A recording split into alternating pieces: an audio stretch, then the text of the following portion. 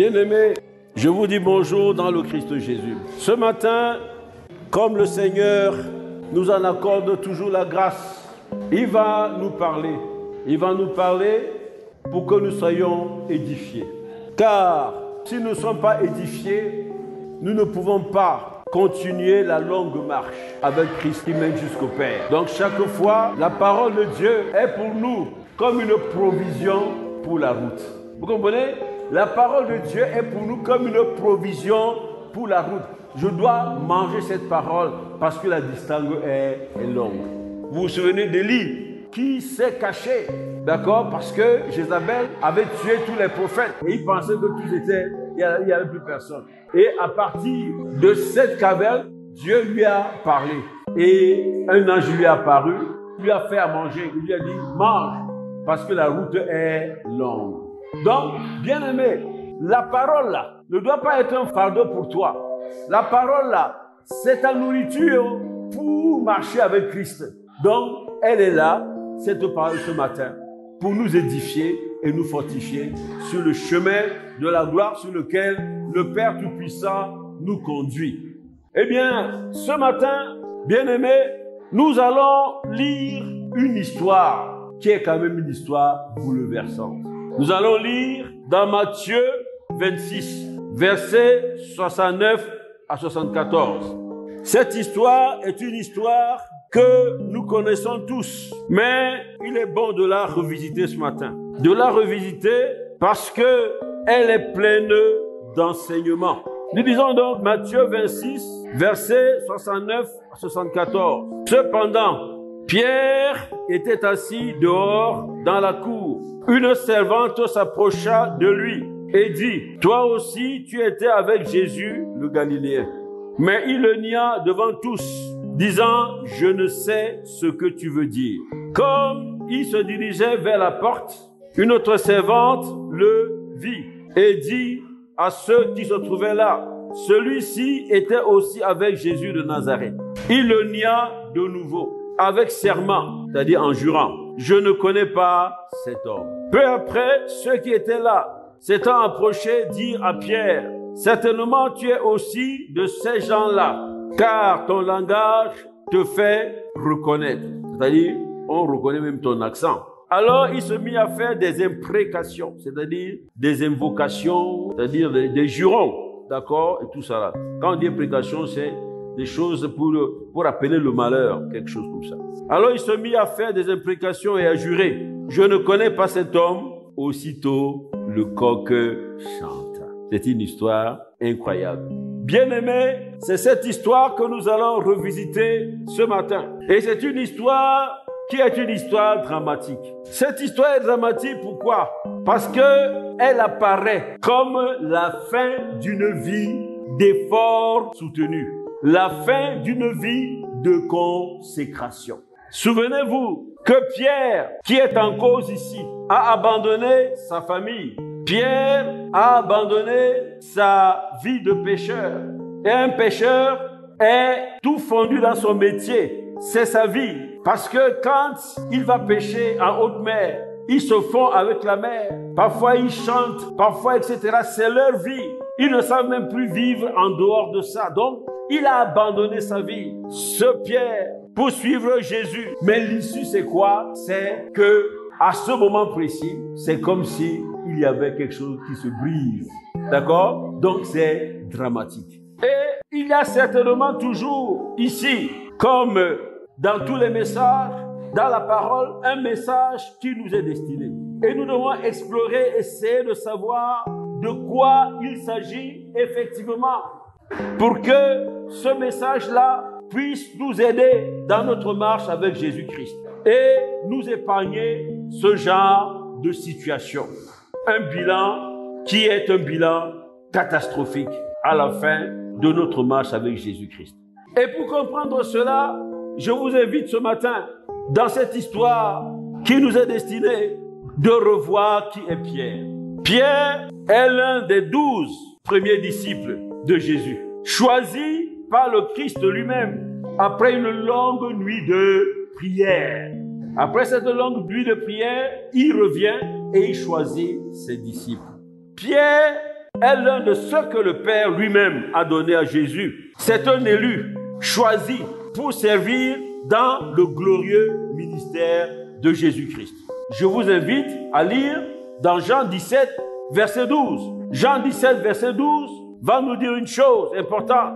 J'ai gardé ce que tu m'as donné et aucun d'eux ne s'est perdu, sinon le fils de la perdition. Donc, cela veut dire une chose simple et claire, c'est que c'est le Père lui-même qui a donné, n'est-ce pas, ses disciples, Pierre, à Jésus.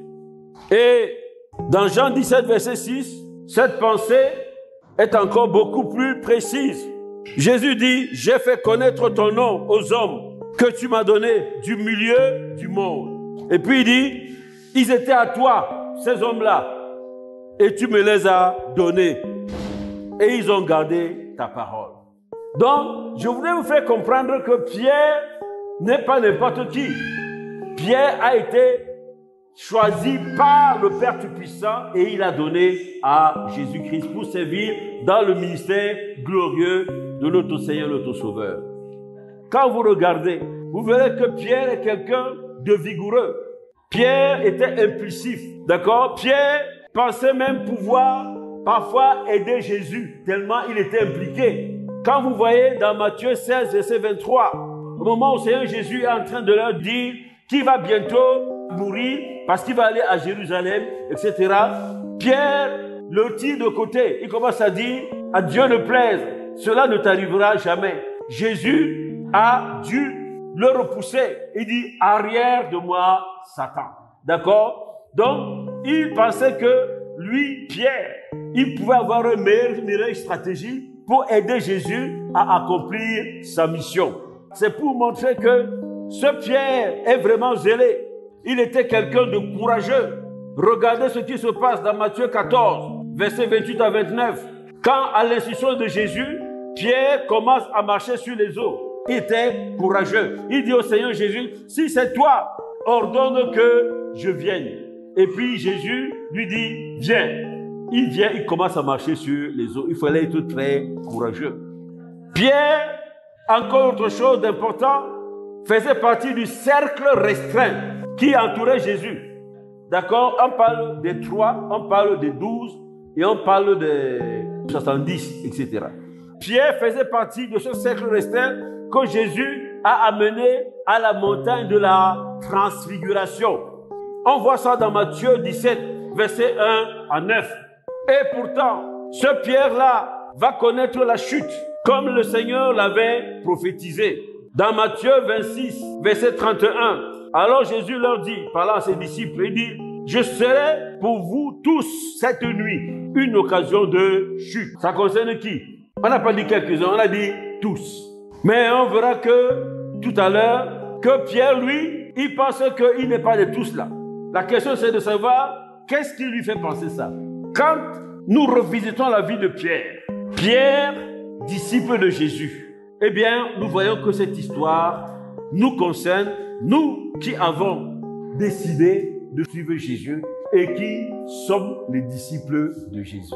Comme je disais, Pierre connaîtrait bien la chute, car à la vérité, pour peu de chrétiens connaissent ce niveau de consécration et d'intimité avec Christ.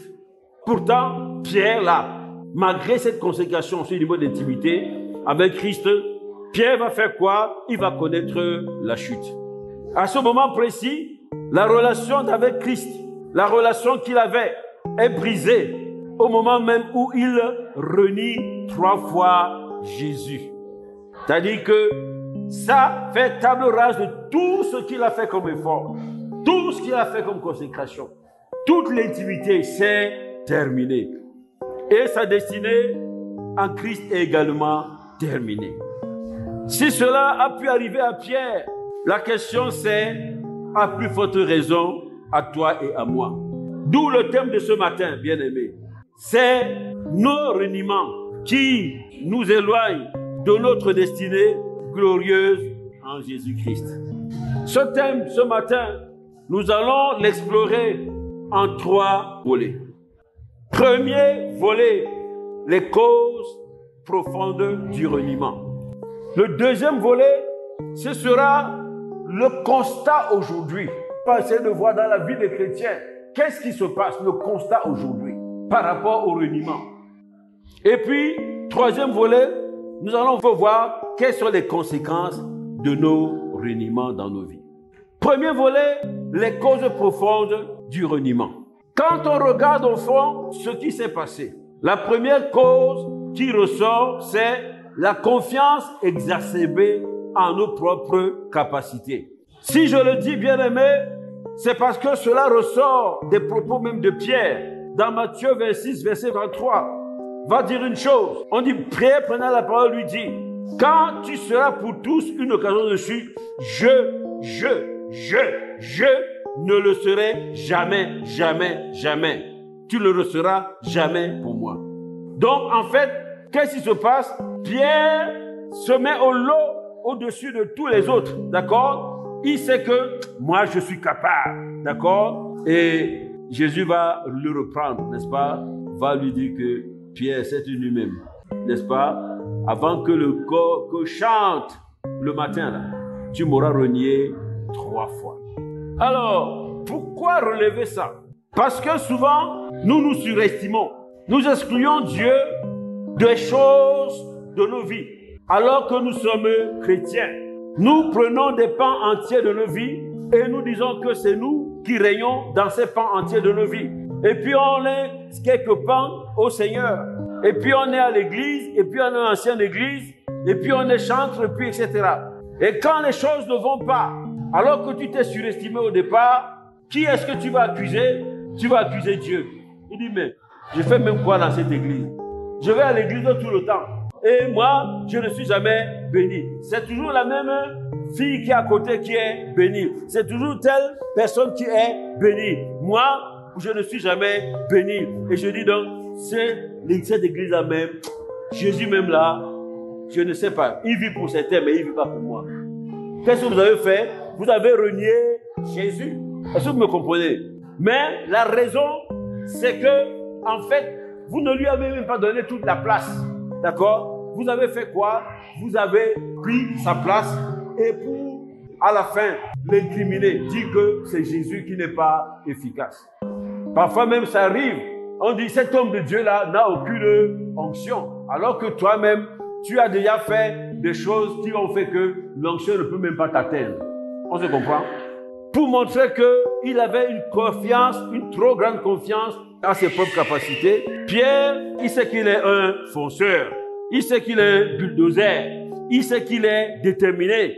Il sait qu'il est vigoureux. Il sait qu'il est courageux. Il sait qu'il est fort. Et tout le monde le voit. Tout le monde le sait. D'accord? Même dans la pêche là, il devait être l'un des plus vigoureux pêcheurs.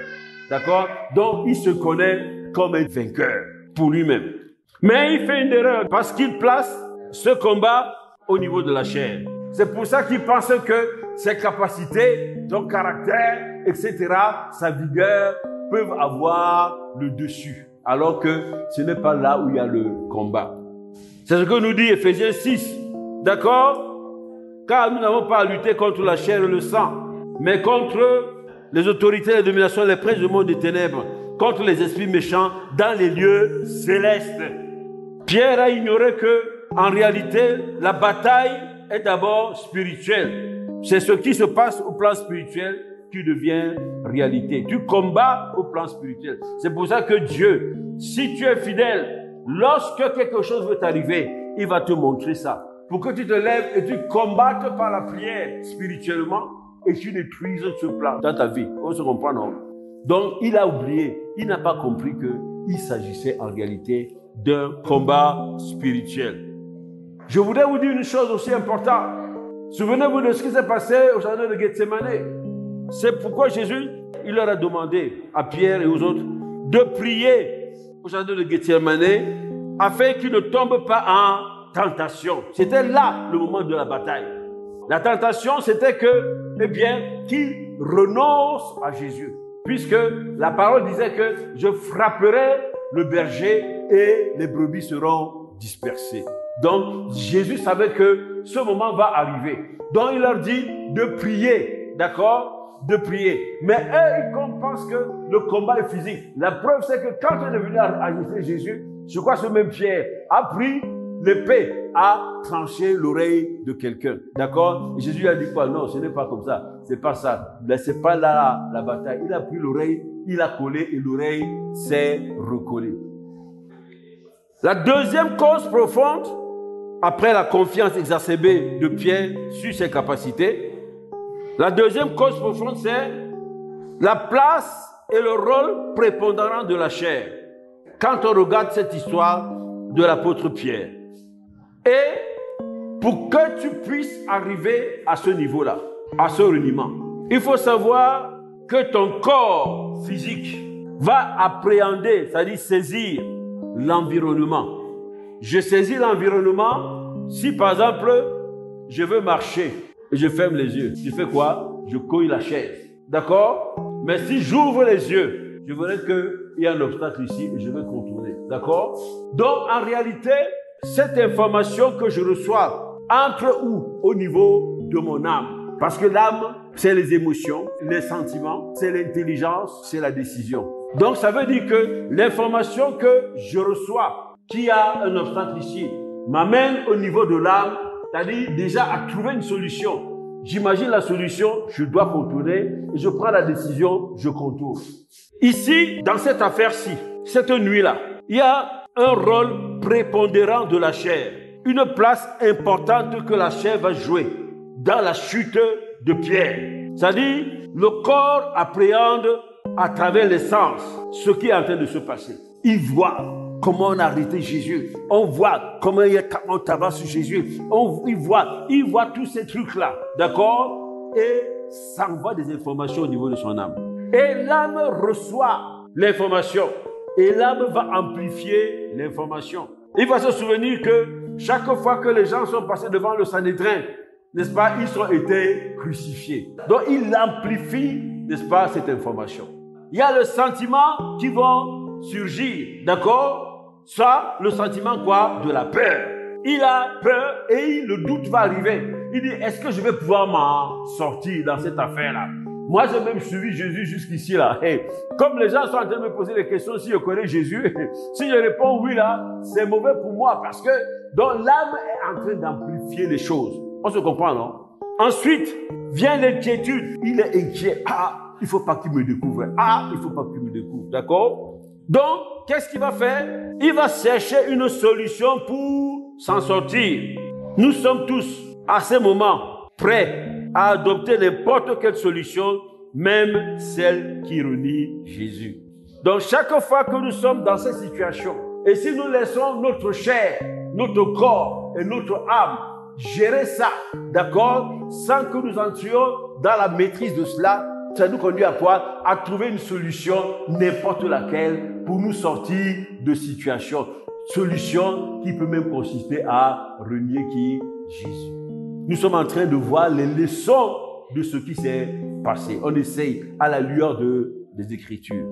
Ensuite, quand la peur, le doute sont déjà là, on voit la fissuration du bouclier de la foi. Et c'est ce qui s'est passé. Parce qu'à ce moment précis, il n'a plus confiance en Jésus. Il a vu les miracles de Jésus. Il a oublié que Jésus a ressuscité tout ça là. Il n'a plus foi en ça à ce moment. Son bouclier est fissuré. Il n'a plus son bouclier en place. Or, Éphésiens 6, verset 14, d'accord, cite le bouclier de la foi comme une arme essentielle. Une arme quoi? Défensive. Parce qu'il dit quoi? Du bouclier de la foi, il dit prendre par-dessus tout, le bouclier de la foi pour éteindre tous les traits enflammés de l'ennemi. C'est-à-dire toutes les flèches. J'ai besoin du bouclier de la foi. Je dois le tenir ferme. Il doit être en place. Or, à ce moment précis, à cause de la peur, à cause du doute, à cause de la situation, à cause de l'inquiétude, qu'est-ce qui va se passer? Il va renier Jésus. C'est-à-dire, il n'a plus foi en Jésus. Il ne croit plus en Jésus. Il dit, mais ce monsieur-là, qui a fait tout ça là, maintenant que lui-même est en difficulté, est-ce que c'est moi-même qui va pouvoir sauver? Donc, qu'est-ce qui va se passer? Il va se passer qu'une petite servante, une deuxième petite servante, n'est-ce pas, va secouer le grand Pierre, le vigoureux, le courageux, qui marche sur les eaux à la suite de Jésus, etc. Tout ça là. Vous me comprenez? Et le résultat, comme je disais, c'est qu'il va être criblé par les flèches. Première flèche, il est déjà atteint. Je ne le connais pas. Deuxième flèche, il est déjà atteint. Je ne connais pas. Troisième flèche, il est atteint. Je ne connais pas. Donc, bien aimé, dans ce premier volet, nous avons essayé d'explorer les causes profondes du reniement de Pierre, mais en essayant de généraliser ça dans notre cas pour voir quels sont les mécanismes, comment ça fonctionne, mais comment je vais faire pour éviter que mon bouclier ne tombe. Ça veut dire que toi, aujourd'hui, qui as donné ta vie à Jésus, tu dois, à ce moment précis, combattre des sentiments qui ne sont pas divins. Combattre les paroles qui ne sont pas divines. Tu dis, celui qui est à moi est plus fort que celui qui est dehors. Et puis, tu refuses de renier Jésus. Nous avons vu dans l'histoire de l'Église, il y a des petits enfants qui étaient souvent brûlés, d'autres sciés. Mais on leur demandait de renoncer à Jésus. Ils disaient non, ils ne renonceront pas à Jésus, ils préfèrent être brûlés. Dans des situations d'adversité qui peuvent t'amener à renier Jésus. C'est l'histoire des étudiants. Le jour où on les a reçus pour entrer, on leur demandait de dire « Je suis ici, Jésus m'a abandonné, Satan m'a récupéré. » Et il y avait un gars qui était un chrétien. Il dit que lui ne peut pas dire ça. Le gars est resté 3 jours dehors. Et à la fin, il a été amené à faire cette confession satanique. Donc ça veut dire qu'il a renié Jésus. Devant la situation, il va perdre machin, il va perdre cela, il va perdre cela. Il a préféré faire cela, en croyant peut-être se repentir après. Mais quand tu as fait de manière intentionnelle, comme ça, tu ne sais pas trop ce qu'il en est. Ça veut dire que dans cette situation où les causes sont en train de se bousculer en toi, d'accord, recours à la parole de Dieu. Booste ta foi, d'accord, loue même Dieu, chante même Dieu, etc. Glorifie Dieu davantage, d'accord, pour que tu ne sois pas envahi par la peur, le doute, l'inquiétude qui t'amène à déposer le bouclier de la foi. Maintenant, le deuxième volet, regardons autour de nous. C'est facile de lancer la pierre à quelqu'un. Mais nous-mêmes, qu'est-ce qui se passe aujourd'hui dans le monde chrétien? On va constater une chose, c'est que, en réalité, les reniements sont légion, c'est-à-dire nombreuses, dans la vie des chrétiens aujourd'hui. Parfois, nous renions Jésus par nos paroles. Lorsque, notamment, nous proclamons des paroles contraires à la Bible. Par exemple, tu as une situation de difficulté quelconque. Tu dis, je suis foutu. Ah, ça ne marchera jamais. Oh non, je ne réussis jamais à ce concours-là. Dès que les choses se passent là, je ne pourrai jamais réussir. En fait, tu es en train de dire que tu es toujours en bas et non en haut. Et or, la parole de Dieu dit quoi? Je suis en haut et non en bas. Je suis le premier et non le dernier. Parce que tu actionnes à ce moment-là le levier de la victoire en Christ. Et qui est une confession réelle du fait que tu as la foi. On se comprend? C'est une manière de montrer que tu as la foi. Or, si tu ne fais pas ça, sans la foi, il est impossible de lui être agréable. Et cette foi-là part de sa parole, de la proclamation de sa parole. Donc, parfois par nos paroles, nous renions Jésus. Parfois par nos actes même. Lorsque, malgré notre statut de chrétien, nous nous engageons, par exemple, dans le championnat national de la corruption. Ça veut dire que tu es un chrétien ordinaire. Peut-être même tu es ancien d'église, peut-être même que tu as des diacres, je ne sais pas quoi. Mais tu fais des affaires. Mais dans les affaires, quand on te dit, mais comment tu fais pour réussir? Ça marche, hein? Il dit, mais je fais comme tout le monde. Hein? Moi, je fais comme tout le monde. Je sais comment faire. L'autre jour, j'ai donné 30% à l'autre. L'autre jour, j'ai fait ceci. Tu commences à te vanter. Tu es en train de renier Jésus. Donc, parfois, nous renions Jésus par nos pensées. Lorsque nous entretenons nous-mêmes des raisonnements contraires à la pensée de Dieu et nous nous sentons en sécurité dans ces forteresses, des pensées qui sont contraires à la pensée de Dieu, c'est également des formes de reniement de qui? De Jésus-Christ, qui est la parole faite chair. De manière générale, nous utilisons toutes sortes d'artifices et même des injustices enlève son nom, mets mon nom, tu donnes l'argent. Enlève le nom de tel enfant, mets le nom de mon fils, d'accord, etc. Tu utilises des antifaits et des injustices pour échapper à des situations qui t'indisposent. C'est également quoi? Reniement de Jésus-Christ. Lorsque nous entretenons en nous des peurs et des inquiétudes, alors que Dieu dit quoi? Ne vous inquiétez de rien. Le lendemain aura soin de lui-même. Donc, toutes ces choses, c'est des reniements. D'accord? Lorsque nous sommes désobéissants, quand tu désobéis, tu renies l'autorité de Dieu sur ta vie. Alors que tu as confessé Jésus en disant, je te reçois comme mon Seigneur. Un disciple est soumis au Seigneur. Et lorsque tu mets en branle tout ce qu'il faut pour valoriser et préserver ton ego, c'est-à-dire que c'est toi qui passes avant toute chose. Lorsque tu fais cela, tu renies Jésus, puisque tu es le roi de ton cœur. C'est toi-même qui es assis sur le trône de ton cœur. Ce n'est pas Jésus qui est assis sur le trône de ton cœur. Quand tu fais ça, tu es désobéissant, eh bien, tu es en train de renier Jésus. On ne peut pas citer toutes les situations, mais je voulais vous faire comprendre que, bien-aimés, nous sommes concernés. D'accord? Ne jetons pas la pierre à Pierre. D'accord? Mais nous-mêmes, tous les jours, nous renions Jésus-Christ. Maintenant, troisième volet. Quelles sont les conséquences de nos reniements? Matthieu 26, verset 75. Pierre se rappela de ce que Jésus lui avait dit. Avant que le coq chante, tu auras prétendu 3 fois de ne pas me connaître. Et il sortit et pleura amèrement. Pourquoi il pleure? Parce qu'il était joyeux? Non, parce qu'il était triste. Parce qu'il était triste. Pierre, à ce moment précis, pleure amèrement. Au verset 75 de Matthieu 26, il pleure amèrement. Il sait à ce moment que quelque chose est brisé en lui. Dans cette espérance qu'il avait, il avait l'espérance en Christ Jésus. Et pour lui, il voit Jésus qui est arrêté, frappé, torturé. Il ne comprend pas comment est-ce que ça peut arriver. Il se dit certainement qu'il doit recommencer une nouvelle vie. Sa destinée est ici en cause. Pourquoi? Parce qu'il a renié Jésus-Christ.